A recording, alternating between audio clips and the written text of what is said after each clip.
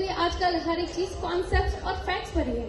तो एक बार जोरदार तालियां बजाकर मेरा और मेरी टीम का स्वागत कीजिए। आ गई यार, कब से मैं तुम्हारा इंतजार कर रहा हूँ। अरे अब मैं आ गई, अब बताओ। अरे बताना क्या है, तुम्हें तो मालूम ही है हमारे कॉलेज में प्रोग्राम चल रहे हैं और उसमें ना यार मुझे ड्रामा प्ले करना है और उसमें भी मुझे यार थीम दे दी है और तुम्हें पता है तुम्हारे बिना तो मेरा कोई काम होता ही नहीं। थीम क्या है? अरे थीम है हमारी ओरिजिन। अब तुम बताओ मैं इसमें क्या लिखूं। ओरिजिन तो बहुत ही सिंपल थीम है दीपक। अच्छा? क्या तुम्हें ये पता है कि ड्रामा का ओरिजिन कैसे हुआ था? अरे बस कर दी ना पागलों वाली बात। अगर मुझे ये मालूम ही होता तो मैं तुम्हारा इंतजार क्यों कर रहा होता। तो दीपक तुम सुनो और आप सब भी सुनो कि आखिर ड्रामा की शुरुआत हुई कैसे। तो ये बात है उस समय की जब बाइबल सिर्फ लैटिन लैंग्वेज में हुआ करती थी। हर कोई उसे नहीं समझ पाता था, तो वहाँ के प्रीस्ट ने एक तरीका निकाला लोगों तक बाइबल पहुँचाने का, through living pictures and acting. और वही दीपक, अगर मैं बात करूँ हमारे इंडियन ओरिजिन ड्रामा की, हमारे सभी स्क्रिप्चर्स जो कि संस्कृत में हुआ करते थे, हर कोई नहीं समझ पाता था। बस फिर वह नृत्य का निर्माण जिसमें वर्णन हुआ डांस और ड्रामा का। फिर तो धीरे धीरे महाभारत, रामायण, भगवत गीता सभी को लोगों के सामने परफॉर्म करके दिखाया जाने लगा। कुछ समझे दीपक? अब तुम समझाओ और मुझे समझ ना आए, ऐसा हो सकता है क्या? अच्छा दीपक, अब क्या करना है? करना क्या है, बस एक दो सीन मुझे इसमें बता दो, मेरा सीन बन जाएगा। अच्छा तो दीपक सुन, जिंजर को कहते हैं अदरक। अच्छा? जिंजर को कहते हैं अदरक। सीजर बाउंड का तू जरा ठंड रख। अरे और कितनी ठंड रखो, ठंडी तो यहाँ पड़ रही है।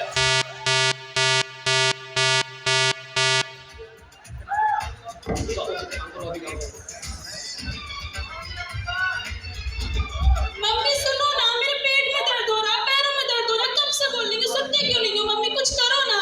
अरे हाँ हाँ रुक जा, खाना बना रही हूँ, खा के आराम कर लेना। ठीक है मम्मी। मेरे सामने वाली खिड़की में एक चांद का टुकड़ा है। अरे भाई चुप ना, तू कब से गा रहा है? तुझे पता है मेरे पेट में दर्द हो रहा है, आपके सर में भी दर्द करेगा क्या? अरे बहन, चिल्लाने वाली क्या बात है? सुबह से देख रहा हूँ चिड़चिड़ाए जा रही है, क्या हो गया? ये तो नॉर्मल चीजें हैं, हर लड़की को होती हैं। जा माँ से खाना ले और आराम कर।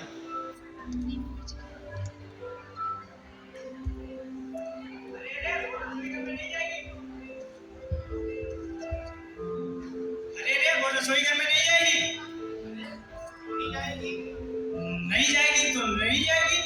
हमारे पूर्वज क्या कहते हैं कि ऐसी परिस्थिति में रसोई घर, मंदिर जैसी पवित्र जगहों पे नहीं जाते हैं। अच्छा नहीं जाते हैं, क्यों नहीं जाते हैं? ऐसा थोड़ी कुछ होता है। बहन तू जा और माँ से खाना ले ले। इसे रसोई घर से बाहर ही खाना दे दो जाके। हाँ हाँ देती हूँ। अरे यार, ये तू क्या कर रहा बेटा? नाखून काट रहा हूँ, दिखाई नहीं दे रहा? तुझे इतनी बार समझाया शनिवार को रात में नाखून नहीं काटते। अरे क्यों नहीं काटते? क्या हो गया? हमारे पूर्वज जो प्रथाएं चला गए थे, हमें माननी पड़ेगी। अरे पापा, दुनिया चांद पे पहुंच गई, आप अब भी यहीं पड़े हो। मुझसे बहस करेगा? चल भाग अपनी बेटियों के पास। क्या हुआ? तू फिर अपने पापा से डांट खा के आ गया? अरे माँ, अब उन्हें कौन समझाए? पुराने ख्यालातों के इंसान हैं, कुछ भी कहते रहते हैं। तू बहस मत कर, ये नींबू मिर्ची पकड़, जाके दरवाजे के खूंटे पे डाल देना। अरे माँ, अभी नींबू मिर्ची किस लिए? इससे नकारात्मक ऊर्जाएं नहीं आती है घर में। हे भगवान, अब ये भी शुरू हो गई। ऐसा कुछ नहीं होता है, ये कौन कहता है? कुछ नहीं होता इससे। इसको देखो, ये मुझे परेशान कर रहा है। तू मानेगा नहीं? तुझे इतनी बार समझाया, क्यों बहस करता? अरे पापा, मैं कुछ गलत थोड़ी कह रहा हूँ। अच्छा, तुम सही कह रहे हो। अरे पापा, मैंने गलत नहीं कहा, लेकिन आप सब सुनो। सुनो मम्मी, सुनो पापा, और सुनिए आप सब भी, जो हम ये सारी चीजें कहते हैं कि पीरियड्स में लड़कियों का किचन में जाना मना है, वो इसलिए कहते हैं ताकि वो आराम कर सके, उन्हें तकलीफ कम हो, इसलिए नहीं जाने देते हैं, समझे? अच्छा। और रही बात नाखूनों की, तो नाखून हम शाम को इसलिए नहीं काटा करते थे। पहले जमाने में हमारे यहाँ लाइट नहीं होती थी, और अगर हम नाखून काट के उधर फेंकेंगे तो हमारे घर के छोटे बच्चे वो खा सकते हैं, उन्हें चोट लग सकती है, वो बीमार पड़ सकते हैं, इसलिए नहीं काटा करते थे, समझे? और रही बात मम्मी नींबू मिर्ची की, तो नींबू मिर्ची हम बाहर इसलिए टांगते थे ताकि हमारे घर में कीड़े मकोड़े ना आए और हम सब सुरक्षित रहें, समझे? और आप सब भी। ये आजकल के लल्ला हमें समझाएंगे क्या करना है। हमारे पूर्वज और हम सब पागल हैं, बस यही तुम सभी करना चाहते हो। अरे पापा, मैं पागल नहीं कह रहा हूँ, ना मैं पूर्वजों को पागल कह रहा हूँ, ना मैं आपको पागल कह रहा हूँ, लेकिन जो चीजें हैं वो तो है ना। अब तो मुझसे बेटा मार खाएगा। अरे पापा, मारोगे क्या? मम्मी बचाओ! अरे पापा पागल हो गए हो क्या?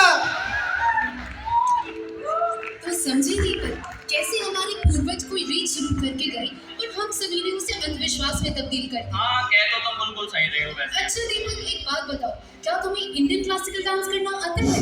मुझे और डांस, और उसमें भी इंडियन क्लासिकल डांस, अरे नहीं यार, ये मेरे से नहीं होगा। तुम्हें इस बात का डर है ना कि सभी तुम्हारा मजाक बनाएंगे? हाँ, ये भी सोच सकते हो। अच्छा, तो कुछ यही दर्शाएगा हमारा अगला दृश्य। अच्छा, चलो फिर देखते हैं इसे।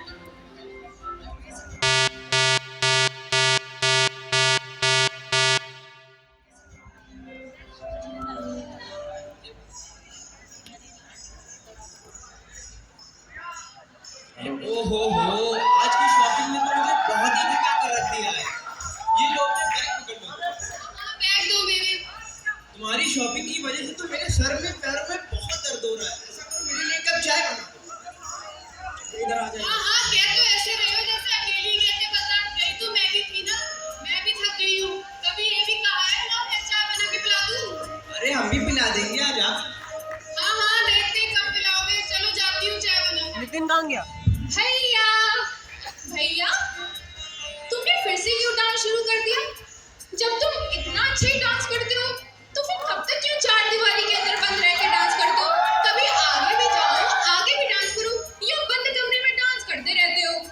देख बहन, तुझे पता है कि मुझे बाहर जाकर डांस करने में शर्म आती है, और तू जा मुझे हमेशा क्यों पैसा करती रहती है। तू जाकर अपना काम कर, ठीक है?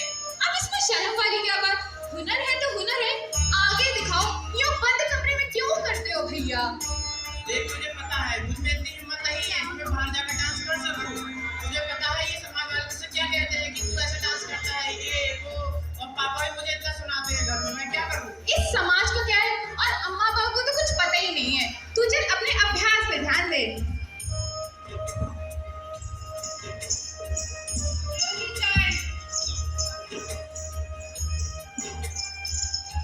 अरे तुम्हें गाने की आवाज आ रही है?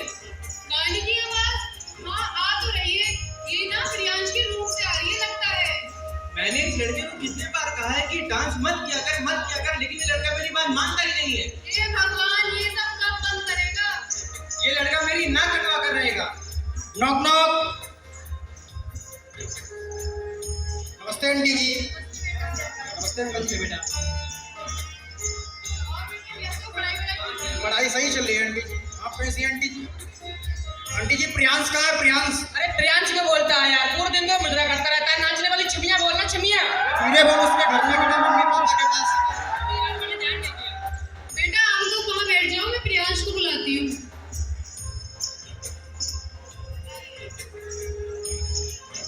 तुमने देखा, इसके दोस्त भी इसे नचनिया कह रहे हैं। और ये कब सुधरेगा? समाज वाले क्या कहेंगे? इनका लड़का तो लड़कियों की तरह डांस करता है। चलो इसके कमरे में। प्रियांश जी पापा जी। ये तू क्या कर रहा है? पापा जी को क्या वो? पापा, अपने डांस का अभ्यास कर रहे थे पापा। पापा, क्या हो गया? भैया सिर्फ डांस ही तो कर रहा है, अब इसने गलत किया? अच्छा, इसमें गलत क्या है? अरे तू लड़की है, लड़की, तू डांस करेगी तो कोई दिक्कत नहीं होगी। ये लड़का होगी जो डांस कर रहा है। भला ऐसा कहाँ लिखा है? डांस सिर्फ लड़कियां कर सकती हैं, लड़के नहीं? ऐसा तो कहीं नहीं लिखा। माँ, तू ही बता, अब इसमें कुछ गलत है क्या? गलत? इसमें सही क्या है ये बता। माँ, आपको कुछ नहीं पता तो सुनिए आप भी और आप सब भी। क्या आपको पता है इंडियन क्लासिकल डांस का ओरिजिन कैसे हुआ था? ब्रह्मा जी ने नृत्य की कल्पना की थी और उन्होंने भरत मुनि जी को इंस्पायर किया था कि वो नृत्य शास्त्र का वर्णन करें, और उसमें उन्होंने डांस और ड्रामा दोनों का ही वर्णन किया था। आपको ये भी पता होना चाहिए कि नृत्य वेदिका का निर्माण कैसे हुआ था। वो कुछ यूं 4 अंगों से हुआ था। पथ्य, जिसका मतलब है वर्ड्स, वो था ऋग्वेद से, और दूसरा अभिनय, जिसका मतलब है जेस्चर, वो था कुछ अथर्ववेद से, और तीसरा आप सब ने सुना होगा म्यूजिक यानी कि गीत, वो था कुछ रामवेद से, और एक चौथा भी था जिसका मतलब होता है उसे कहते हैं रास। वो था अथर्ववेद से। आपको शायद ये भी पता होना चाहिए कि the father of Indian classical dance sir Uday Shankar और पंडित बिरजू महाराज को तो आप सब जानते ही होंगे। उनके बारे में तो शायद वर्णन करने की जरूरत नहीं है। तो फिर क्यों ये समाज रोक रहा है एक लड़की को डांस करने से? भूल गए शिव जी का तांडव और काली का डांस और श्री कृष्ण जी की लीलाएं जो वो गोपियों के साथ रचाया करते थे? फिर क्यों ये समाज रोक रहा है एक लड़के को डांस करने से? भैया तू फिक्र ना कर, मैं हूँ, मैं समझाऊंगी पापा को और मम्मी को भी। तू बस अपने अभ्यास पे ध्यान दे।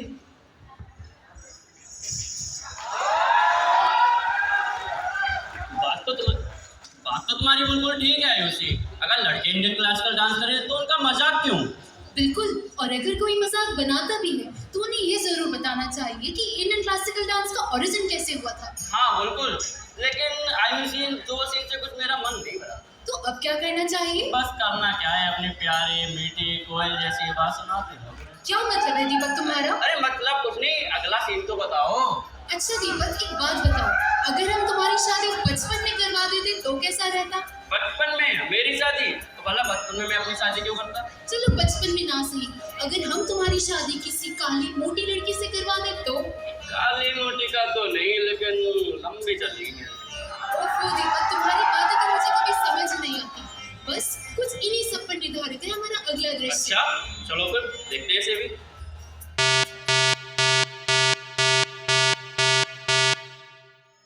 अरे जिज्जी, ओ जिज्जी, अरे खम्मा खड़ी जिज्जी। गणी खम्मा कैसी हो तुम? अरे मारे हाल छोड़, थारी छोरियों के हाले। हाय राम, मारी ये छोरी के घर में इनको तो पढ़ाई लिखाई के अलावा कोई काम ही ना है। किताबें लेके बस बैठी रहती है पढ़ना करने। अरे वो भी छोड़, मैं थारी बड़ी छोरी के लिए ना रिश्ता लाई हूँ।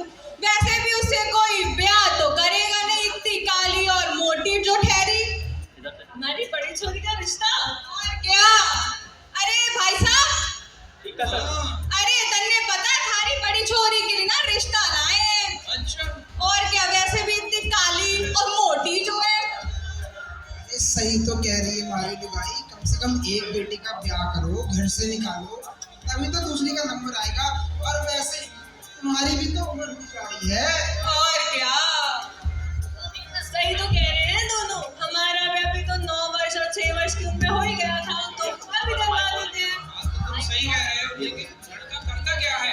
अरे लड़का तो इंजीनियर है, ऊपर से सरकारी नौकरी भी है। अच्छा और क्या? तो मिलवाओ भी लड़के वालों से। अरे आप लड़के वालों को फोन क्यों नहीं करते हो? मैं बात करता हूँ आजा। अरे करो। अरे भाई साहब सुनते हो, लड़के वालों से बात हो गई है, वो पड़ोस में ही है, उनको मैंने पता भेज दिया, वो आते ही होंगे। तब तक आप इनसे कह दो कुछ तैयारियां करनी है। अच्छा अरे लड़के वाले आ रहे हैं, कुछ तैयारी करो। अरे ठीक है।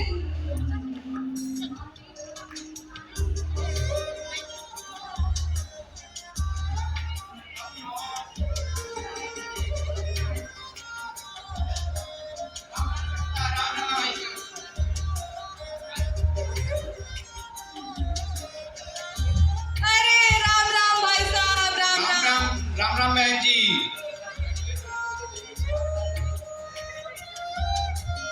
और भाई साहब सब बढ़िया है? बढ़िया। आप बताइए कोई दिक्कत तो नहीं है आने में? ना मने कोई दिक्कत ना हुई, बाकी सब तो सही है। अरे बहन जी, छोरी को तो बुलाइए। अरे अभी बुला। अरे छोरी, ओ छोरी। अरे इतने आ यार।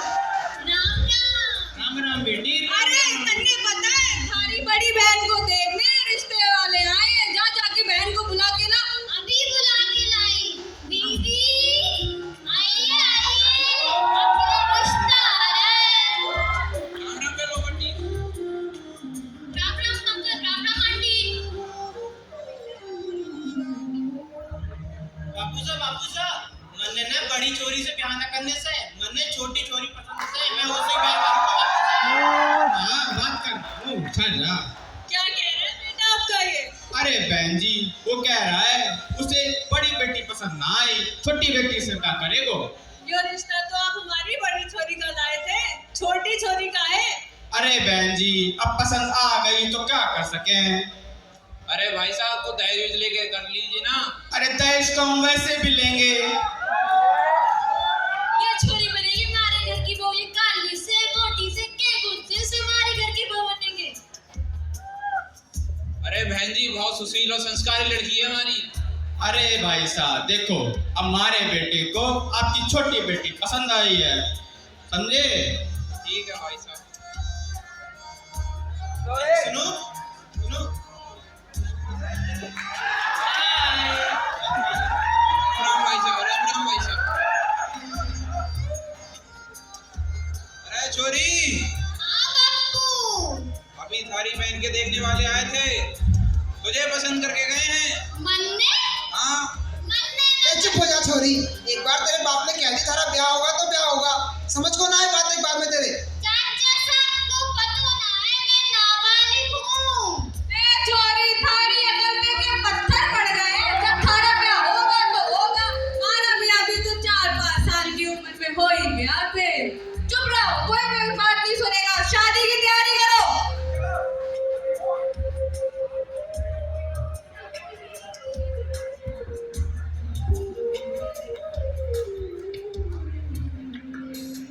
आखिर क्यों नहीं हो सकती मेरी दीदी की शादी? आप बताइए, मेरे घर वाले बताएंगे। इतना भेदभाव क्यों है इस समाज में? इसलिए वो काली है, मैं गोरी हूँ, मैं पतली हूँ तो वो मोटी है, इसलिए? आखिर ये परंपरा कब खत्म होगी इस समाज में? आखिर क्यों एक लड़की का सौदा दहेज में कर दिया जाता है? और मैं तो एक नाबालिग हूँ ना, सिर्फ 12 साल की हूँ।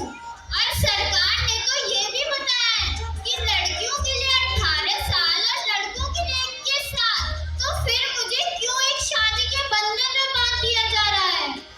अरे सही तो कह रही है मेरी छोटी बहन, आखिर क्या कमी है मुझ में? एक बात बताएं, अगर लड़की पतली हो तो कहते हैं हड्डी है हड्डी, लड़की मोटी हो तो कहते हैं गेंडी है गेंडी, लड़की अगर काली तो कहते हैं कोयले की खान से निकली, कोयले की खान से, और लड़की अगर गोरी हो तो कहते हैं फॉरेन से है, ये फॉरेन से। अरे ये आज समाज वालों की तो सोच है, हमारी नहीं है ये सोच। क्यों मेरा ब्याह नहीं हो सकता? क्यों? एक बात बताएं, जब श्री कृष्ण की बात आती है वो भी तो सामने थे ना, उनपे भी तो लाखों गोपियां सजा दी, तो मेरी क्या गलती है? क्यों मेरी शादी नहीं हो सकती? क्यों? आपकी सोच बदलेगी तभी समाज की सोच बदलेगी, तभी मेरे घर वालों की सोच बदलेगी, और तभी हमारा भविष्य सुधरेगा। राम नाम। वैसे बात तो बिल्कुल गलत है। अगर लड़की पढ़ना चाहती है, आगे बढ़ना चाहती है, तो ये समाज क्यों उसे शादी के बंधन में बांध देता है? बिल्कुल, और आजकल की लड़कियां जो अपने माँ बाप के कंधों पर बोझ बनी, ये अपने पैरों पर खड़ा होना चाहती हैं, अपने माँ बाप को गर्व महसूस करवाना चाहती हैं। बिल्कुल, और वैसे तो मेरा ये मानना है कि लड़की होनी चाहिए और जिंदा होनी चाहिए। अरे फोन में वापस आओ। अरे हाँ, तो समझा आप सभी ने कि कैसे हमें किसी शुरू हुई रीत को अंधविश्वास में नहीं बदलना चाहिए।